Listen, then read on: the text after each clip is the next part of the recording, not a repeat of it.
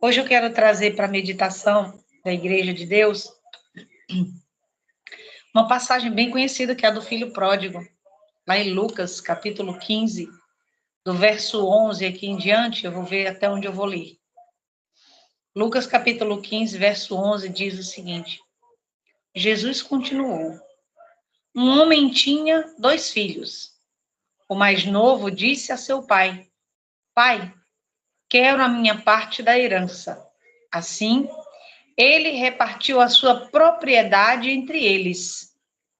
Não muito tempo depois, o filho mais novo reuniu tudo o que tinha e foi para uma região distante. E lá desperdiçou seus bens, vivendo irresponsavelmente. Depois de ter gastado tudo, houve uma grande fome em toda aquela região e ele começou a passar necessidade.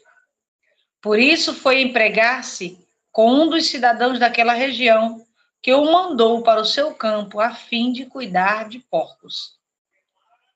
Ele desejava encher o estômago com as vagens de alfarrobeira que os porcos comiam, mas ninguém lhe dava nada. Caindo em si, ele disse: quantos empregados de meu pai têm comida de sobra, e eu aqui morrendo de fome. Eu me porei a caminho e voltarei para meu pai e lhe direi: Pai, pequei contra o céu e contra ti. Não sou mais digno de ser chamado teu filho. Trata-me como um dos teus empregados. A seguir, levantou-se e foi para seu pai. Estando ainda longe, seu pai o viu e, cheio de compaixão, correu para o seu filho e o abraçou e o beijou. E o filho disse: Pai, pequei contra o céu e contra ti. Não sou mais digno de ser chamado teu filho. Mas o pai disse aos seus servos: depressa, tragam a melhor roupa e vistam nele. Coloquem um anel em seu dedo e calçados em seus pés. Tragam um novilho gordo e matem-no. Vamos fazer uma festa e alegrar-nos.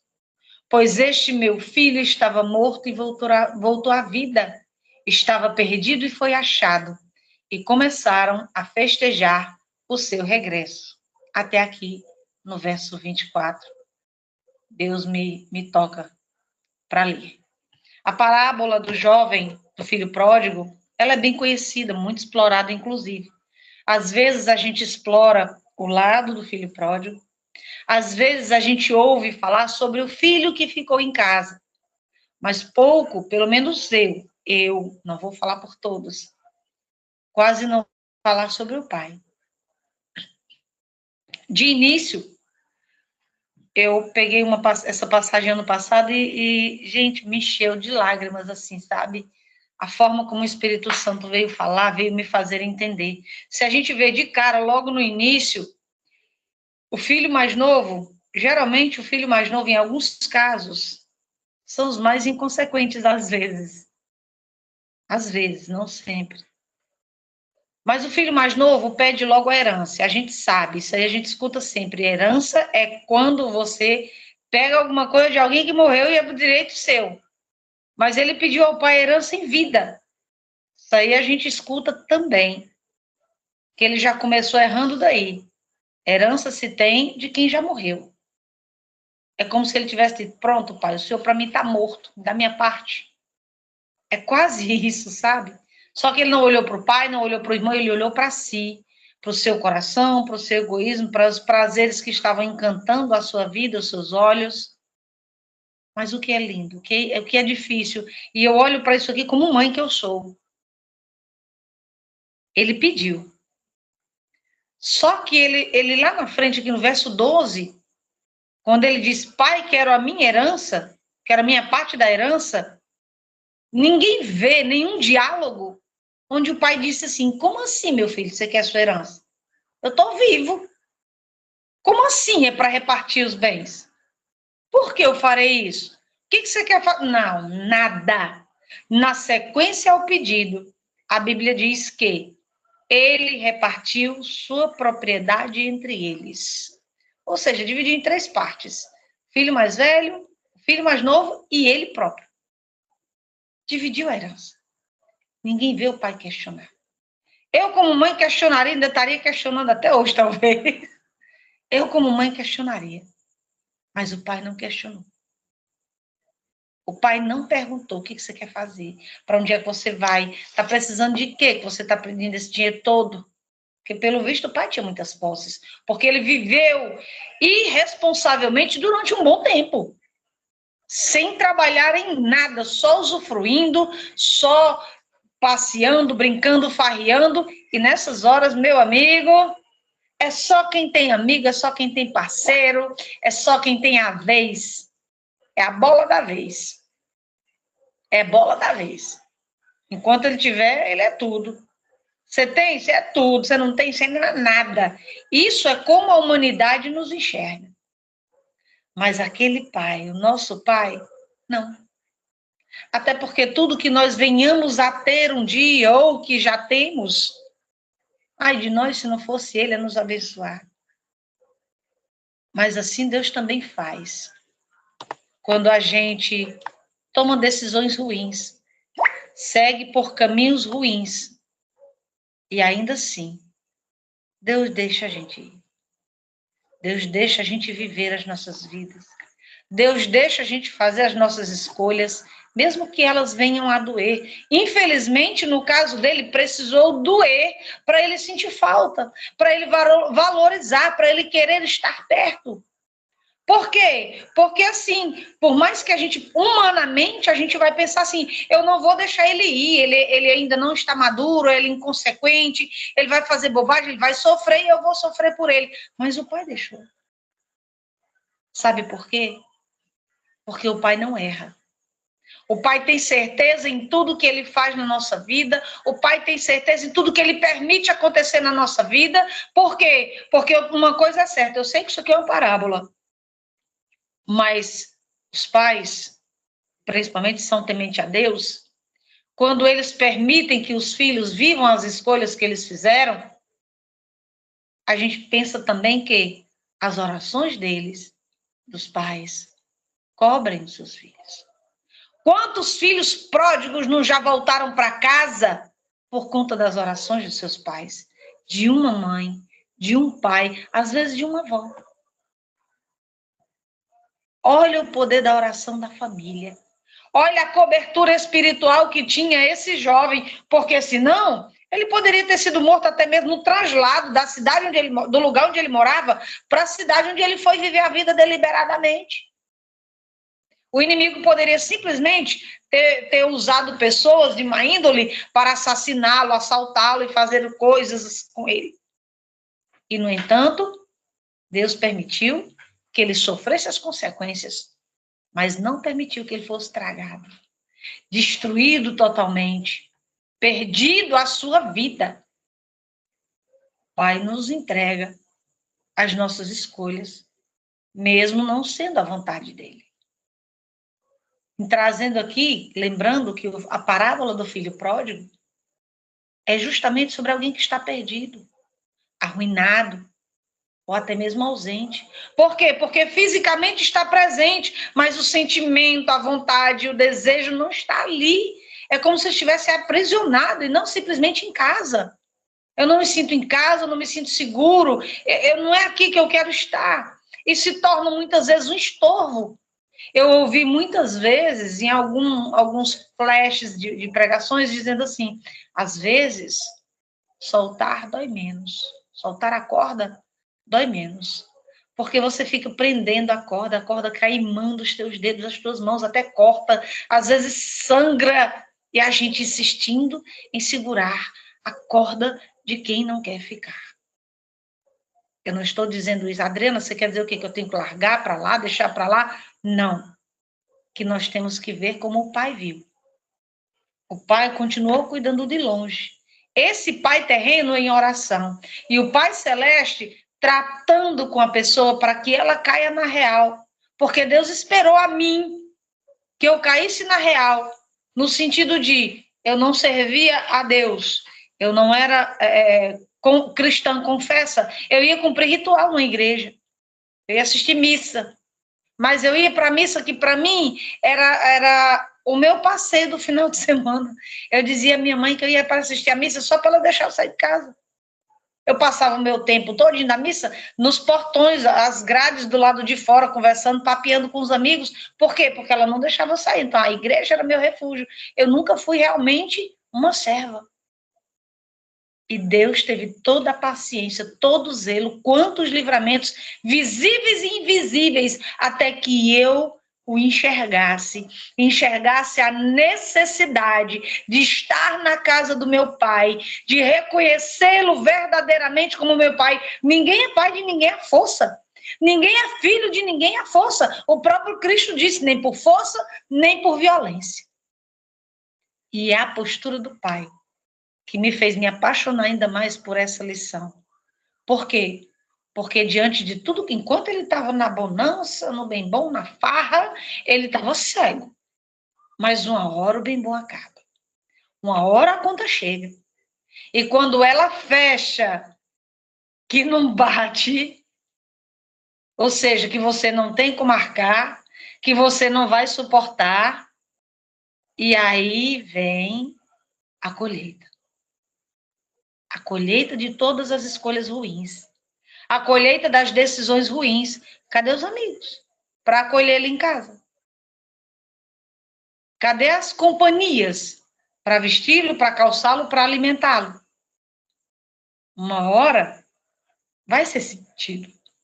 Não é eu dizendo, tem pessoas que têm o bom senso e a maturidade de eu dizer, ei, Glauber, assim, cara, tem isso, isso e isso de opções e de consequências. A escolha é tua.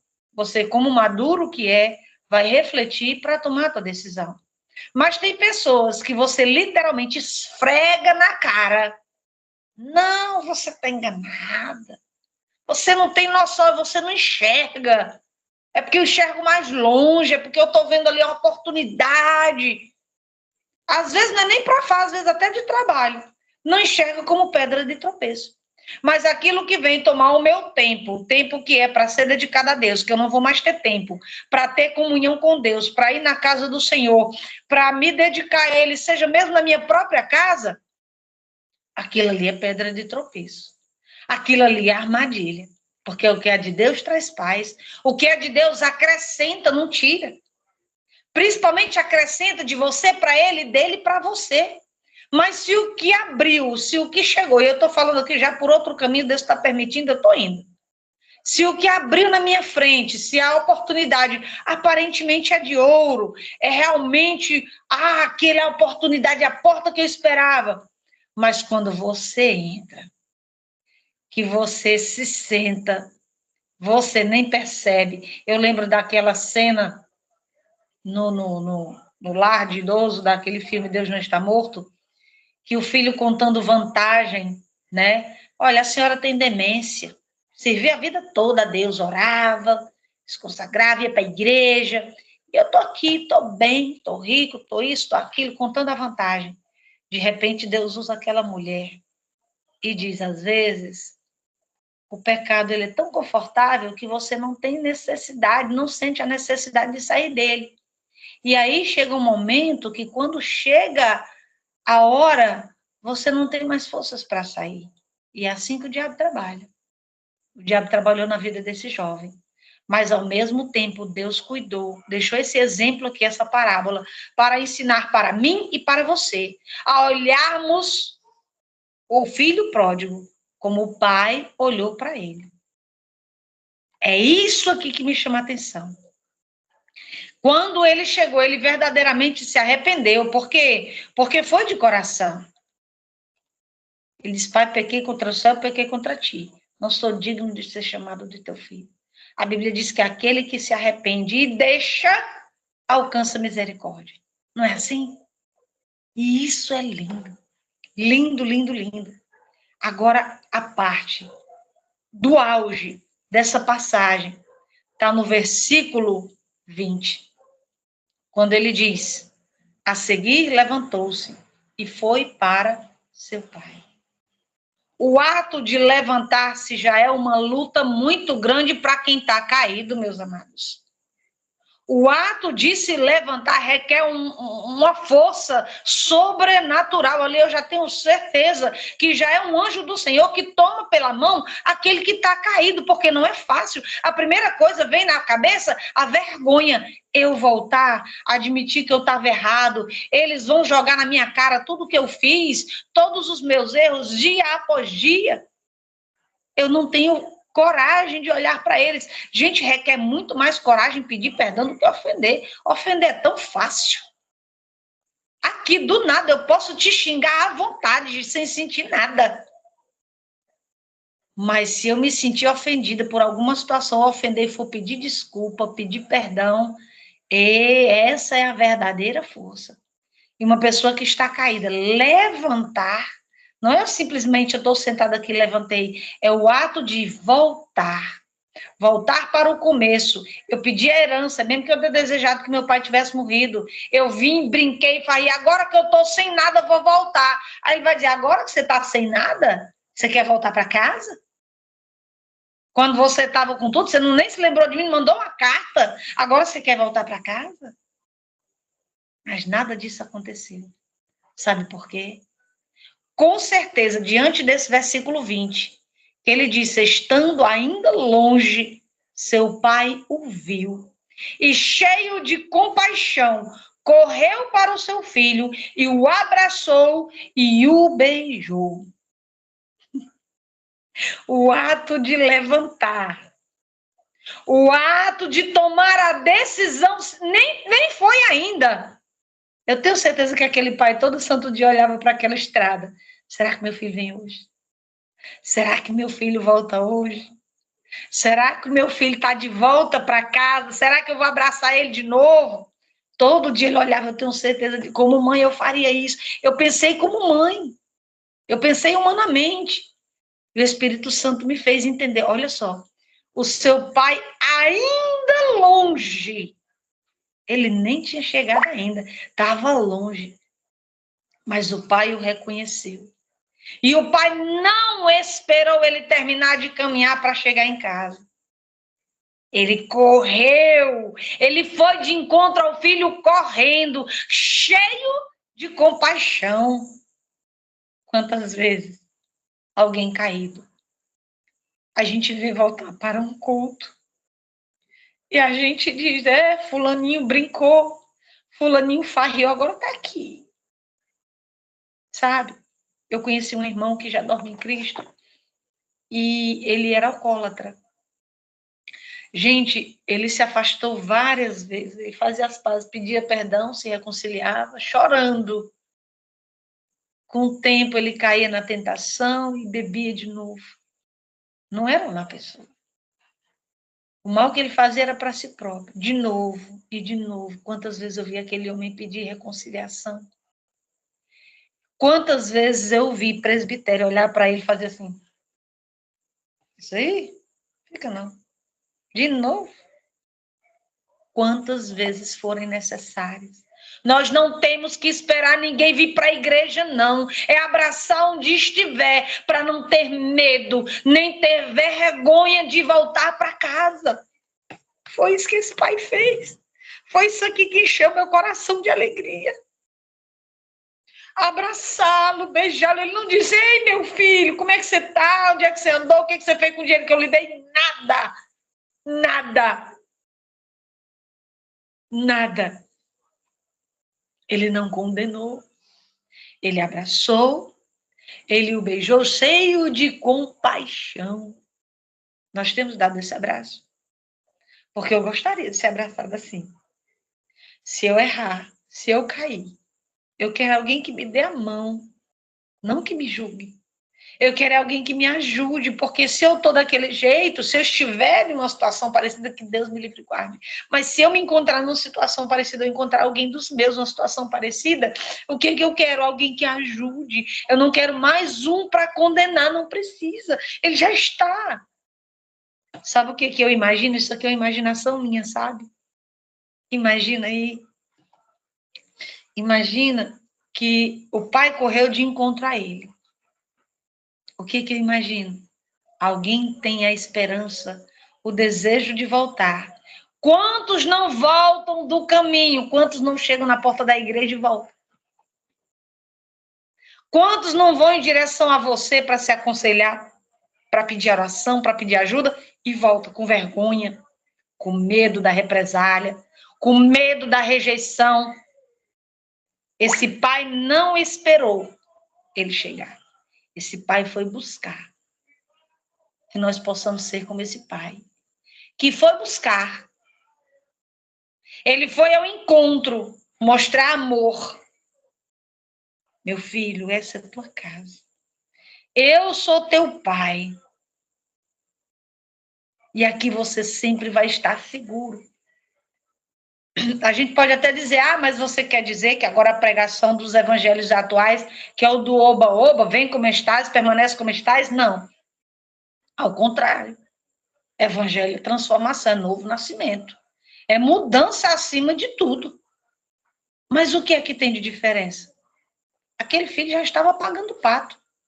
Aquele filho já estava sofrendo, humilhado, maltratado, faminto, mal vestido, talvez estivesse até descalço. Mendigo mesmo. Eu ainda vou acrescentar mais culpa a ele? Eu não preciso, ele já está sofrendo o suficiente. Ele precisou de muita força para voltar para casa. A igreja precisa ser acolhedora, precisa ser o amor que Jesus ensina. É uma parábola que ensina sobre amor, sobre o perdão de Deus e nos ensina, nos desafia a refletir sobre a nossa capacidade de perdoar, sobre a nossa capacidade de celebrar a recuperação dos outros. E foi isso, e eu digo, repito, foi isso que ardeu no meu coração.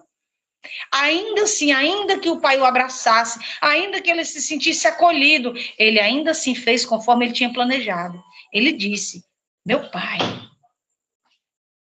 eu pequei contra ti, pequei contra Deus, eu não sou digno de ser chamado de teu filho. Ele fez conforme ele planejou. Por quê? Dependendo de como o pai tivesse recebido, ele não tinha dado meia volta dali mesmo. Não, da desgraça eu já venho. Eu vou ficar aqui? Não, se é para me ficar aqui sofrendo, eu vou para onde eu estava. Não era aquilo que ele precisava. O que ele precisava, ele recebeu. Então, o que eu e você precisamos, Deus vai nos dar na hora de algum sofrimento, de alguma turbulência. E assim sejamos nós uns para com os outros. Porque é isso que Deus espera de nós. Ser imitadores de Cristo. O que Jesus faria em seu lugar? Se caso alguém voltasse. Imagina aí, eu conheço uma pessoa que ela olhava para os jovens da igreja e falava: aquela menina sentada com essa saia, o vestido daquela outra, isso, aquilo, outro. Que estava errado? Estava, não estava muito decente. Mas quando foi uma pessoa dela, que foi desse jeito para a igreja, com a mini das minis que não tinha Bíblia gigante que cobrisse, ela ficou calada. Mas a pessoa dela foi abraçada. Não foi julgada. Por quê? Porque é isso que a igreja precisa fazer. Abraçar. E essa jovem foi moldada e hoje serve a Deus de um modo lindo. Louva na igreja tudo. E essa pessoa, se ainda julga, eu não ouvi mais. Mas abriu a boca para a pessoa que tratou com respeito e com paciência para com a pessoa dela e disse: você fez o diferencial na vida dessa pessoa. Na vida da minha pessoa. Porque você não julgou, você não condenou, você abraçou. Olha a diferença. Se eu tiver jogado os pés porque ela estava com a sainha, ela ia voltar, ela não ia nem ficar. Quem vai moldar ela é o Espírito Santo de Deus. Quem vai transformar ela é o Espírito Santo de Deus, não sou eu. Eu fui alcançado pela misericórdia de Deus, então como é que eu não vou usar da mesma misericórdia para com o outro? Por isso que hoje o meu olhar não é para o filho, não é para o irmão, é para o pai. É o posicionamento do pai. Aleluia. E que ainda continua. Ele queria pedir emprego ao pai. Olha, eu quero trabalhar aqui para pagar a minha comida. Eu não tenho mais direito a nada. Já destruí tudo que eu tinha. Olha só o nível da humilhação. Aí o pai não precisava jogar alguma coisa na cara dele? Não. Ele já estava na posição de humilhado. Ele estava agora precisando era ser abraçado. E aí, quando ele diz isso, que não merece ser chamado de filho, eu não merecia ser chamada de filha, mas Deus me chamou de filha e me permitiu chamá-lo de pai. Ele disse no versículo 22, aliás, no 23, tragam um novilho gordo e matem-no. Vamos fazer uma festa e alegrar-nos. E ele diz mais aqui, ó, no verso 22, que eu ia ler e acabei pulando. Mas o pai disse aos seus servos, depressa, ou seja, ei, vem cá, não, depressa, corre, vem aqui, ei, vem cá. É depressa, Deus tem pressa. Na hora do resgate, Deus tem pressa. Deus tem pressa em resgatar almas. Deus tem pressa em abraçar almas. Deus tem pressa em tirar almas do cativeiro. E ele continua, tragam a melhor roupa e vistam nele. Ele disse, ei, pega ali uma roupa. Não, tragam a melhor roupa. Deus tem o melhor para os seus. Não, vai pegar ali uma roupa de servo, ele vai trabalhar. Não, pega a melhor roupa. Coloque um anel no seu dedo. Anel no dedo, gente, é honra. É ser honrado.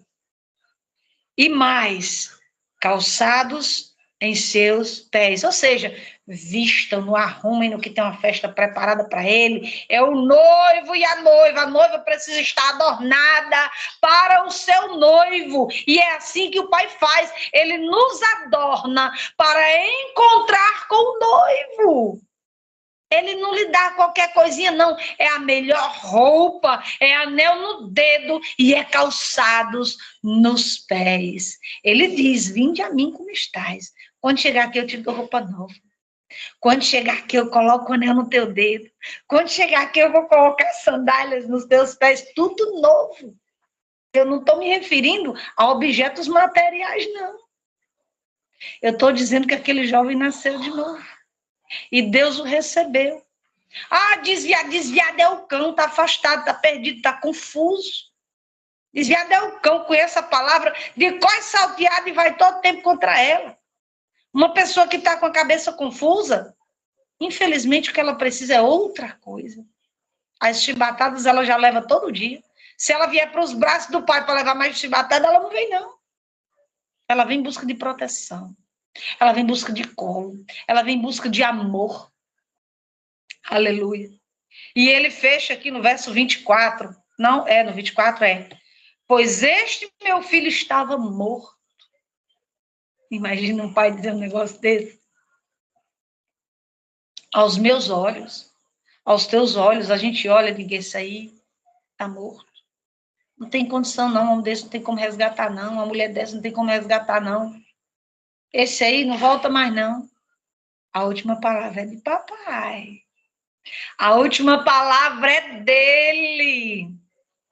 Eu poderia estar perdida até hoje, mas não estou aqui. Falando da palavra dele, do amor dele, o amor que ele tem por mim e por você. Ele não olhou para a minha história lá atrás. Ao contrário, o diabo tenta usar ela para nos envergonhar, até nos dizer, ei, moço, tá lá atrás, tu não tem poder de trazer mais nada, não. Acabou.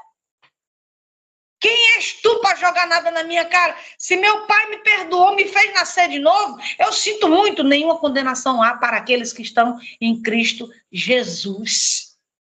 Meus pecados foram perdoados, o que eu preciso é mudar agora a rota e seguir a rota que Jesus planejou para a minha vida. O que você disser, Satanás, não tem poder sobre a minha vida, tu não tem autoridade sobre a minha vida é de Cristo. Quer prova de amor maior? Ele diz, este meu filho estava morto e voltou à vida. Jesus trouxe à vida uma pessoa morta fisicamente, que dirá uma que está viva fisicamente. Esse ainda é melhor, porque espiritualmente, essa é a vida que nós precisamos ter. Ele estava perdido e foi achado. Ou seja, alguém que está afastado dos caminhos do Senhor. alguém que está longe dos caminhos do Pai, que se perdeu, se confundiu. Ele diz, é um filho perdido, mas ainda assim é um filho. Ainda assim é meu filho, e eu vou trazer ele de volta. Ele vai amadurecer, ele vai cair na real, e na hora da dor, porque infelizmente tem uns que é só na porrada mesmo, ele vai me enxergar e eu vou abraçá-lo. Ele estava morto e reviveu, estava perdido e foi achado. Então, aquele que volta para a presença de Deus, que se arrepende com o coração sincero, é festa no céu e tem que ter festa aqui na terra também. Sejamos os braços que abraçam e não as mãos que acusam, a boca, o olhar, o pensamento, não. O que nós precisamos é abraçar, é acolher. Estava arruinado, perdido, ausente. Agora ele está em casa, na casa do seu pai. Um pai que não condena, mas perdoa. Um pai que não maltrata, mas limpa, veste e calça. É isso que nós precisamos aprender com esse pai. O pai representa o Deus cheio de amor, de paciência e de perdão, que recebe os filhos arrependidos com alegria. Olhemos para a atitude do pai. Sejamos como esse pai. E que jamais precisemos passar por essa situação de filho. Porque é doloroso. Ouvir que dirá viver. É o pai. É o amor. É isso que a igreja precisa ser. Amém? Deixo aqui as minhas palavras. As palavras do Senhor que colocou no meu coração. Porque de mim eu estou igual aos irmãos. Eu sou dependente dele. Eu não sou ninguém. Mas ele é tudo na minha vida. É dele que eu preciso para viver aqui e no porvir. Amém? Que Deus abençoe. Muito obrigada.